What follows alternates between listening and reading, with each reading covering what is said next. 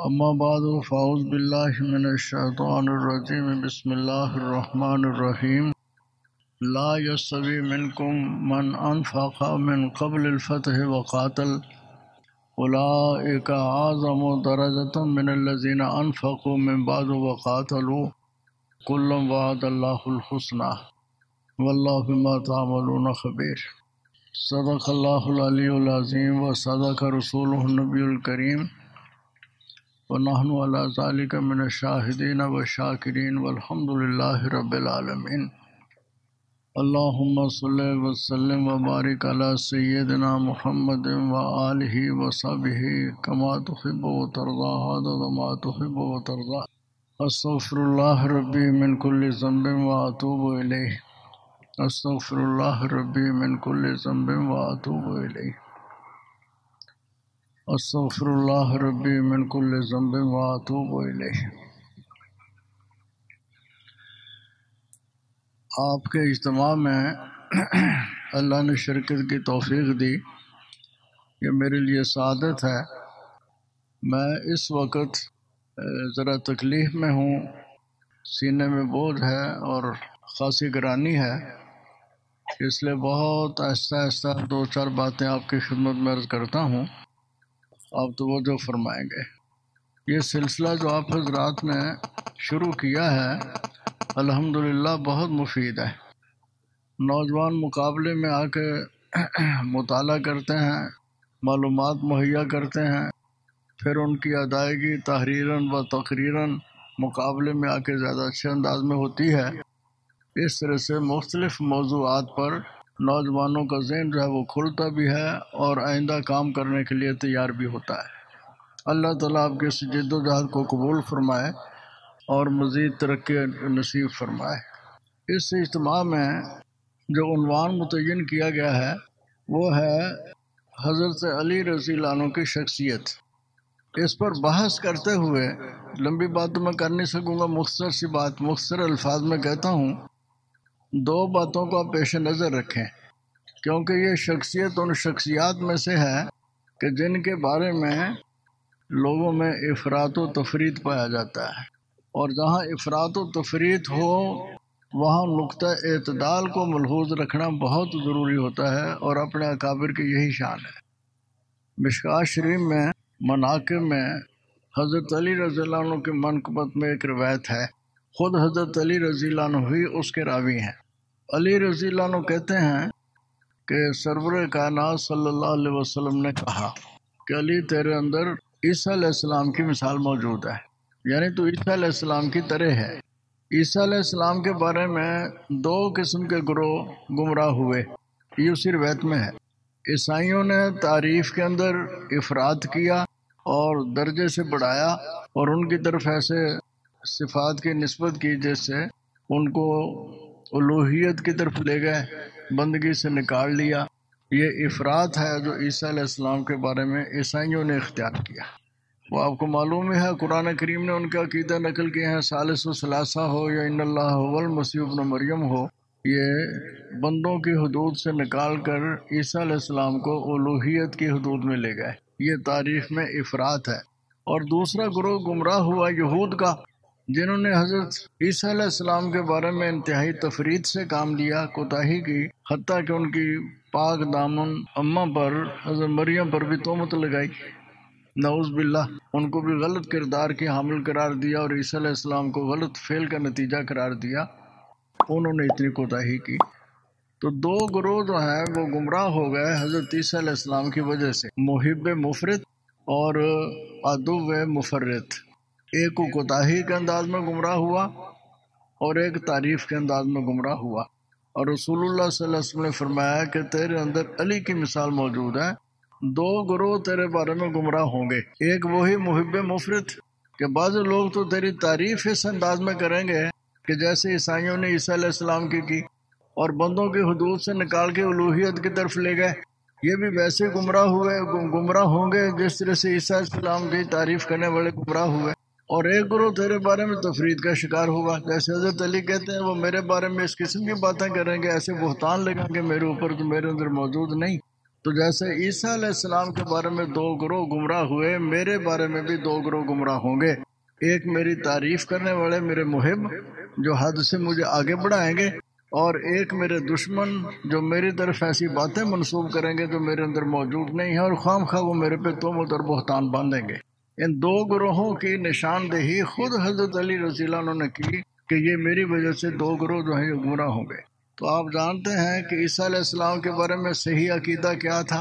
کہ اللہ کے بندے ہیں، اللہ کے رسول ہیں، اور حضرت علی رضی اللہ عنہ کے بارے میں عقیدہ ہمارے اکابر کا کیا ہے؟ السابقون الاولون میں شامل ہیں،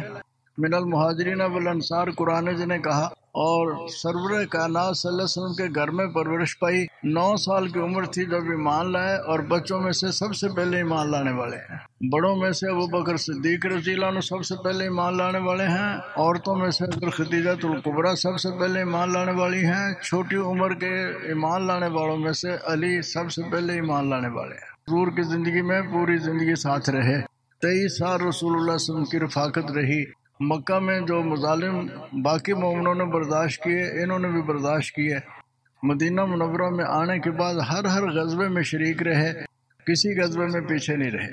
غزوات جتنے بھی ہوئے حضرت علی ان سب کے اندر شریک رہے۔ تو جو ہمارے اکابر کا عقیدہ ہے وہ یہ ہے کہ افضل الامت حضرت ابوبکر صدیق رضی اللہ عنہ، اور اس کے بعد دوسرا نمبر جو ہے وہ حضرت عمر رضی اللہ عنہ، تیسرا نمبر جو ہے وہ حضرت عثمان، اور چوتھے نمبر پر حضرت علی۔ ابو بکر بھی خلیفہ راشد مہدی، اور حضرت عمر بھی خلیفہ راشد مہدی، حضرت عثمان بھی خلیفہ راشد مہدی، اور حضرت علی بھی خلیفہ راشد مہدی۔ اور خلفۂ راشدین ان چاروں کے مجموعہ کا نام ہے، اور یہ خلافت راشدہ جو سرور کائنات کے بعد نبوت کا ضمیمہ سمجھی جاتی ہے، اس کے گویا کہ یہ آخری خلیفہ ہیں۔ اپنے اکابر کا حضرت علی رضی اللہ عنہ کے متعلق یہی عقیدہ ہے۔ باقی ان کے متعلق دوسرا فریق پیدا ان کی زندگی میں ہی ہو گیا تھا۔ آپ میں سے جس نے مشکات پڑھی ہے اس نے دیکھا ہوگا باب و قتل المرتدین جو باب ہے اس میں مذکور ہے حضرت علی رضی اللہ عنہ نے ایک گروہ کو پکڑ کے زندہ جلا دیا تھا۔ اور وہ گروہ کون تھا جن کو زندہ جلایا تھا؟ وہ حاشی میں ساری شرح لکھی ہوئی ہے وہی مشکات شریف میں، کہ یہ وہ تھے جو کہتے تھے کہ علی جو ہے یہ رب ہے، اور اس کو وہ ربوبیت والی شان جو ہے وہ حاصل ہے۔ گویا کہ بندوں کی صف سے نکال کر ان کو عیسائیوں کی طرح، جیسے عیسائی اپنے پیغمبر کو حدود الوہیت میں لے گئے، حضرت علی رضی اللہ عنہ کی تعریف کرنے والے بھی ان کو حدود الوہیت میں لے گئے، رب قرار دیا۔ اور جب حضرت علی کو پتہ چلا تو آپ نے یہ پکڑوائے، اور پکڑانے کے بعد ان کو زندہ جلا دیا۔ مشکات کے متن میں ہے کہ جب ابن عباس رضی اللہ عنہ کو پتہ چلا کہ حضرت علی نے ان کو زندہ جلایا ہے، ابن عباس نے کہا کہ اگر میں موجود ہوتا تو میں ان کو زندہ نہ جلانے دیتا، کہ رسول نے فرمایا کہ لا یعذب بالنار الا رب النار، حال بتا آپ نے یہ فرمایا کہ جو اپنا دین بدلے اسے قتل کر دو، تو میں ان کو قتل کروا دیتا۔ یہ مشکات کے متن میں ہے یہ بات، جو کتاب آپ پڑھتے ہیں کہ ان کو زندہ جلا دیا تھا، جس سے معلوم ہوگا کہ ان کے متعلق ایسے عقائد کی ابتدا جو ہے وہ ان کی زندگی میں ہو گئی تھی۔ لوگوں نے اس قسم کے پروپیگنڈے کرنے شروع کر دیے تھے جن کو سزا خود حضرت علی رضی اللہ عنہ نے اپنے ہاتھوں سے دی ہے۔ پھر ساتھ لطیفہ بھی لکھا، تاریخ میں بھی ہے کہ جو بچ بچا گئے تھے ادھر ادھر بھاگ بھوگ کر، وہ کہنے لگے یہ تو ایک اور دلیل مل گئی کہ علی رب ہے، علی کے رب ہونے کی ایک اور دلیل مل گئی کہ حضور صلی اللہ علیہ وسلم نے فرمایا کہ آگ کے ساتھ عذاب دینا رب النار کا کام ہے، تو معلوم ہو گیا علی نے آگ کے ساتھ عذاب دیا ہے تو علی رب النار ہے۔ بہرحال یہ دونوں باتیں جو افراد والوں کی بات تھی، اور تفرید کرنے والوں نے جو کچھ کیا ہے، یہ وبا ہمارے ملک کے اندر بھی بہت پھوٹی۔ حضرت علی رضی اللہ عنہ کے متعلق ان پر تنقید وہ ایک مستقل باب ہے، شاید ہمارے یہ طلباء جو کہ الحمدللہ لحق علماء کی کتابوں سے استفادہ کرتے ہیں وہ اس پہلو کو آپ کے سامنے اپنے بیانات کے اندر نمایاں کریں گے۔ وہ تفرید کرنے والے لوگ ہیں جو حضرت علی رضی اللہ عنہ کی شان گھٹاتے ہیں۔ حضرت علی رضی اللہ عنہ کے دور میں اختلاف جو ہوا اس کا زیادہ تر حصہ جو ہے حضرت معاویہ رضی اللہ عنہ کے ساتھ، اور یا وہ خارجی لوگ جو پیدا ہوئے تھے ان کے ساتھ جھگڑا، دونوں فریقوں کے ساتھ حضرت علی رضی اللہ عنہ کی لڑائیاں ہوئی،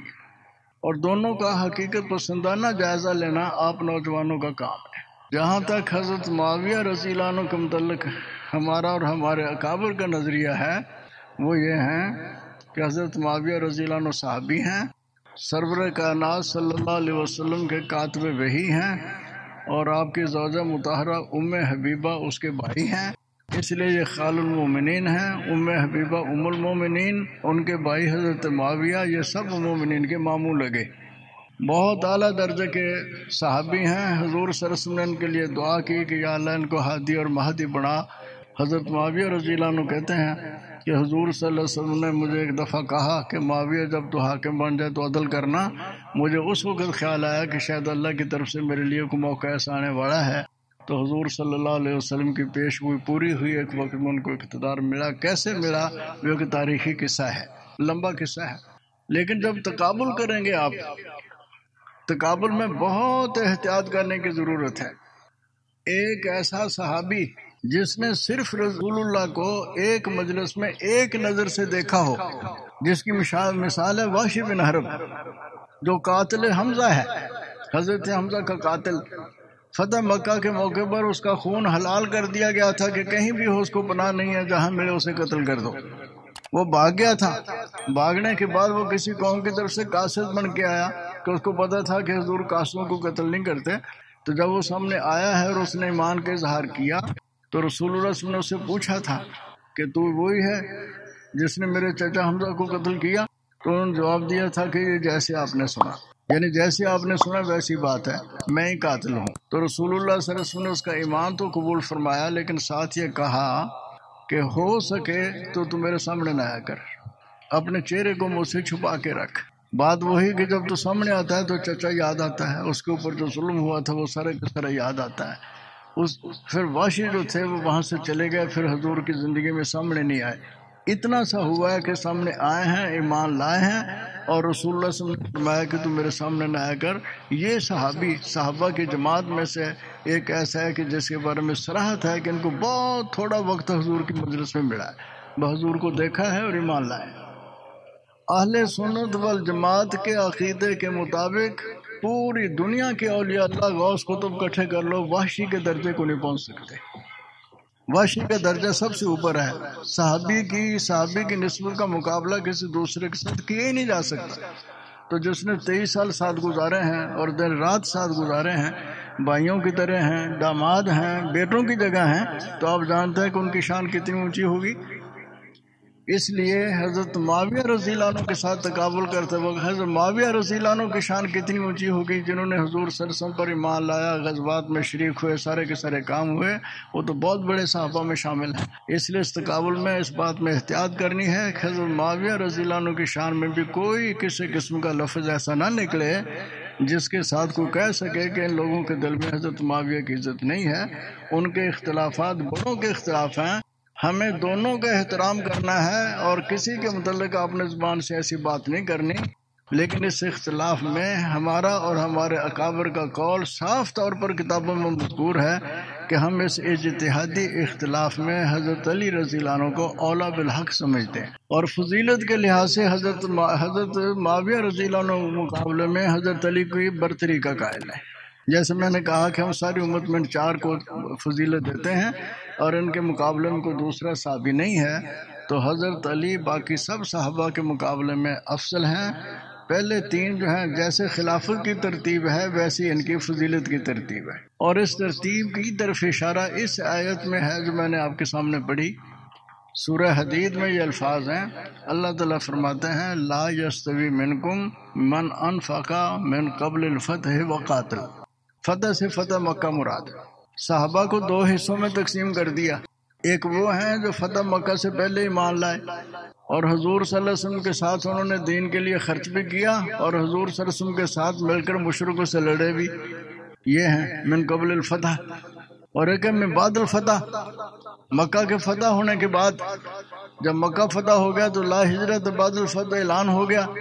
اس کے بعد مکے سے مسلمان ہو کر مدینہ جانے والے کو مہاجر نہیں کہتے، ہجرت کا خاتمہ ہو گیا۔ تو یہ بعد الفتح اور قبل الفتح یہ 2 جماعتیں بن گئیں۔ قرآن کہتا ہے لا یستوی من انفق من قبل الفتح وقاتل، جو فتح مکہ سے پہلے اللہ کے راستے میں خرچ کر جس نے کیا اور جو اللہ کے راستے میں فتح مکہ سے پہلے لڑا وہ اور جو من بعد فتح خرچ کرنے والے اور لڑنے والے ہیں دونوں برابر نہیں ہیں۔ اولئک اعظم درجۃ من الذین انفقوا من بعد وقاتلوا، فتح مکہ سے پہلے ایمان لانے والے، اللہ کے راستے میں قتل، اللہ کے راستے میں لڑنے والے، اللہ کے راستے میں خرچ کرنے والے، اعظم درجۃ، وہ درجے کے اعتبار سے اعظم ہیں، من الذین انفقوا من بعد وقاتلوا، ان کے مقابلے میں جو فتح مکہ کے بعد ایمان لائے اور پھر انہوں نے اللہ کے راستے میں جہاد بھی کیا۔ تو حضرت علی رضی اللہ عنہ تو من قبل الفتح کے فرشتے سرے فرشتے ہیں، اور حضرت معاویہ رضی اللہ عنہ وہ فتح مکہ کے موقع پر ان کا اسلام ظاہر ہوا اور بعد میں وہ جہاد میں بھی شریک ہوئے، سارے کام کیے، لیکن من بعد الفتح میں شامل ہے، من قبل الفتح میں شامل نہیں ہے۔ تو قرآن کریم کے یہ الفاظ اپنے صراحت سے بتاتے ہیں کہ قبل الفتح جو ایمان لائے تھے اور جو قتال میں آئے وہ سارے کے سارے مکہ کے مہاجرین، اور سرور کائنات ان کے مدینہ منورہ جانے کے بعد مدینہ کے انصار، مکہ کے فتح ہونے سے پہلے پہلے جو بدر میں شریک ہوئے، احد میں شریک ہوئے، غزوہ خندق میں شریک ہوئے، حتیٰ کہ خیبر میں شریک ہوئے، یہ سارے کے سارے چاہے وہ انصار ہیں چاہے وہ مہاجر ہیں، وہ ان کے مقابلے میں افضل ہیں جو فتح مکہ کے بعد مسلمان ہوئے اور انہوں نے اللہ کے راستے میں خرچ بھی کیا اور اللہ کے راستے میں لڑے بھی۔ اس نص کو ہمیشہ اپنے آنکھوں کے سامنے رکھیے، جب بھی کوئی اس قسم کی تفصیل کی بات آئے تو من قبل الفتح و بعد الفتح کا فرق کرنا قرآن کریم یہ صراحت کے ساتھ بتاتی ہے۔ باقی یہ ہے کہ عقیدہ رکھنا ہے قرآن و حدیث کے مطابق، تاریخ سے وہ بات لینی ہے جو قرآن و حدیث کے ساتھ مطابقت رکھے، اور ایسی بات آپ نے تاریخ سے نہیں لینی جو قرآن و حدیث سے مخالفت کرنے والی ہو، تاریخ کا کوئی اعتبار نہیں ہے۔ اس لیے تاریخ پڑھ پڑھ کے حضرت علی رضی اللہ عنہ پر تنقید کرنا یا ان کو بعد والوں کے مقابلے میں ان کو گھٹیا ثابت کرنے کی کوشش کرنا یا اجتہادی خطا کار قرار دینا، قرآن کریم کے یہ الفاظ اس بات سے منع کرتے ہیں۔ بس ان دو باتوں کو یاد رکھنا ہے، نہ تو ایسا افراط ہو جیسے کہ پہلے میں نے حدیث کی روشنی میں عرض کی، اور نہ ایسی تفریط ہو جس طرح سے یہ ناسبی قسم کے لوگ اور خارجی قسم کے لوگ اس زمانے میں جو تھے حضرت علی کے مخالف ہوئے۔ حدیث شریف کے اندر بہت ساری روایتیں ہیں کہ سرور کائنات نے فرمایا کہ ایک ایسا ٹولہ ہوگا جو اختلاف امت کے وقت میں دونوں کو چھوڑ کے علیحدہ ہو جائے گا، حضرت معاویہ کے بھی خلاف حضرت علی کے بھی خلاف، ان لوگوں کے ساتھ جو لڑے گا عملاً وہ اولا بالحق ہوگا۔ صراحت ہے یہ حدیث میں، اور یہ بالاتفاق بات ہے کہ یہ ٹولہ جس کو خارجی کہتے ہیں ان کے ساتھ لڑنے کی نوبت حضرت علی کو آئی ہے، حضرت معاویہ رضی اللہ عنہ کو ان کے ساتھ لڑنے کی نوبت نہیں آئی۔ لہذا حدیث میں یہ الفاظ ہے جو میں اپنے زبان سے کہہ رہا ہوں کہ اولا بالحق علی، اس تقابل میں آ کے اولا بالحق علی، یہ حدیث میں الفاظ ہیں، کیونکہ تواتر کے ساتھ یہ بات ثابت ہے کہ ان کے ساتھ لڑائی اگر ہوئی ہے تو حضرت علی کی ہوئی ہے۔ بہرحال میں نوجوانوں کی خدمت میں اپنے الفاظ کے ساتھ یہی واضح کرنا چاہتا ہوں کہ اس میں افراط و تفرید کا شکار نہ ہونا۔ یہ عباسی مردود کراچی میں جو ہوا، اس نے جو کتاب لکھی خلافت معاویہ و یزید، یا اس کے بعد ایک اور کتاب لکھی تحقیق مزید، یا عظیم الدین کی کتابیں اس قسم کی جتنی بھی ہیں وہ غلط ذہن کی رہنمائی کرتی ہیں، جو ان اختلافات کے اندر حضرت علی کو مرجو قرار دیتے ہیں اور دوسری پارٹی کو راجح قرار دیتے ہیں۔ یہ ہمارا مسلک نہیں ہے، ہم اس سارے اختلاف کے اندر حضرت علی کو افضل قرار دیتے ہیں۔ حضرت علی خلیفہ راشد ہیں، مہدی ہیں، اور سرور کائنات صلی اللہ علیہ وسلم کے بھائی ہیں، آپ کے داماد ہیں، بیٹوں کی جگہ ہیں، بہت فضیلتیں ان کو حاصل ہیں۔ اس لیے آپ بحث کرتے ہوئے ان دو نقطوں کو لازماً سامنے رکھنا ہے کہ نہ تو تعریف ایسی کرنی ہے جو حدود سے متجاوز ہو، اور نہ کوئی ایسا لفظ استعمال کرنا ہے جس سے حضرت علی کی شان میں کوئی تنقیص لازماتی ہو، لیکن ساتھ ساتھ حضرت معاویہ رضی اللہ عنہ کے ادب کو بھی ملحوظ رکھنا ہے کہ اگر کوئی اختلاف میں کوئی بات ہے تو اجتہادی ہے، اور حضور فرماتے ہیں کہ مجتہد اجتہاد کے مطابق جب کوئی کام کرتا ہے یا بات کرتا ہے، اگر درستی کو پہنچ جائے تو دوہرا ثواب لیتا ہے، درستی کو نہ بھی پہنچے تو بھی اس کو ایک ثواب ملتا ہے۔ مجتہد گناہ گار نہیں ہوا کرتا، اس لیے حضرت معاویہ رضی اللہ عنہ کی شان کو بھی ملحوظ رکھنا ہے، اور کوئی ایسا لفظ جس سے ان کی بے ادبی کا اشارہ بھی نکلتا ہو آپ سمجھیں کہ ایمان کو نقصان پہنچانے والی بات ہے۔ ان باتوں کی رعایت رکھتے ہوئے اور قرآن اور حدیث سے عقیدہ اخذ کرنا ہے، تاریخ سے وہ بات لینی ہے جو قرآن و حدیث کے مطابق چلے۔ ہمارا یہ عقیدہ مسلسل اور متواتر چلا رہا ہے اہل حق کا، اس بات کو آپ نے ملحوظ رکھنا ہے۔ حضرت علی رضی اللہ عنہ کی شان بیان کریں، لیکن ایسے نہیں، نہ افراط نہ تفرید۔ اور اس کے ساتھ ان اختلافات کو بیان کرتے ہوئے باقی صحابہ کا تذکرہ بھی ادب کے ساتھ کریں، احترام کے ساتھ کریں۔ اگر آپ مثال اس کی سمجھنا چاہیں تو یوں ہے کہ گھر میں رہتے ہوئے آپ کی ماں بھی ہے، آپ کا باپ بھی ہے، اگر ماں اور باپ گھر کے کسی مسئلے میں آپس میں اختلاف کر لیں، آپس میں چاہے وہ اس کو سخت بولے وہ اس کو سخت بولے، بیٹے کا کام نہیں ہے کہ باپ کی حمایت میں ماں کو بے عزت کرے یا ماں کی حمایت میں باپ کو بے عزت کرے، اس کے لیے ضروری ہے کہ دونوں کا ادب کرے۔ بس اسی طرح ہم نے احترام دونوں کا کرنا ہے، لیکن جب اپنے بات آئے گی ہم کہیں گے کہ اس میں ترجیح حضرت علی کو ہے، ہم ان کو راضی قرار دیتے ہیں۔ میرا مسلک یہی ہے، میرے اکابر کا مسلک یہی ہے، کتابوں کے اندر صراحت اسی بات کی ہے، اس لیے یہ پاکستان میں یہ تحریک جو عباسی نے اٹھائی تھی، ہم اس کو ناسبی تحریک سمجھتے ہیں، اہل بیت کی وہ تنقید کرتے ہیں اور حضرت علی کی تنقید کرتے ہیں، اور اس کے مقابلے میں دوسرے فریق کی تعریف ضرورت سے زیادہ کرتے ہیں، ہم اس مسئلے کے نہیں ہیں۔ اس لیے ان دونوں نقطوں کو ملحوظ رکھتے ہوئے آپ نے ساری کی ساری بات کرنی ہے، افراط تفریط نہ ہونے پائے، دونوں کے اندر ہی اپنے ایمان کا خطرہ ہے۔ اللہ تعالیٰ ہم سب کو راہ اعتدال اختیار کرنے کی توفیق دے۔ باقی ہے کہ خوب محنت کیجئے، مطالعہ کیجئے، تو معلومات کا اکٹھا کرنا، پھر اس کے اظہار کی مشق کرنا، یہ آنے والے وقت میں انشاءاللہ آپ کو اسلام کے اور مسلک کے حق سپاہی بنانے کی تربیت ہو رہی ہے۔ اللہ اس میں برکت دے۔ اللہم انا نسألک العفو والعافیۃ فی الدنیا والآخرہ۔ اللہم انا اسألک بأننا نشہد انک انت اللہ لا الہ الا انت الاحد الصمد الذی لم یلد ولم یولد ولم یکن له کفوا احد۔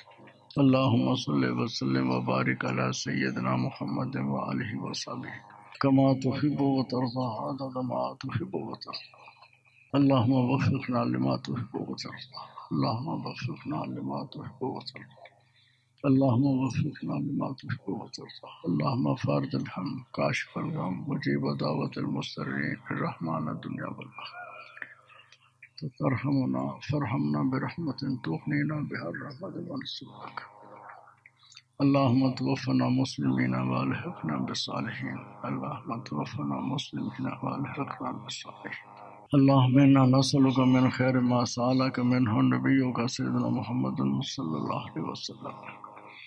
ونعوذ من شر ما استعاذک منہ نبیک سیدنا محمد صلی اللہ علیہ وسلم۔ اللہم اهدنا الصراط المستقیم، اهدنا الصراط المستقیم، اهدنا الصراط المستقیم، صراط الذین انعمت علیہم غیر المغضوب علیہم ولا الضالین۔ دیکھنا وشہادۃ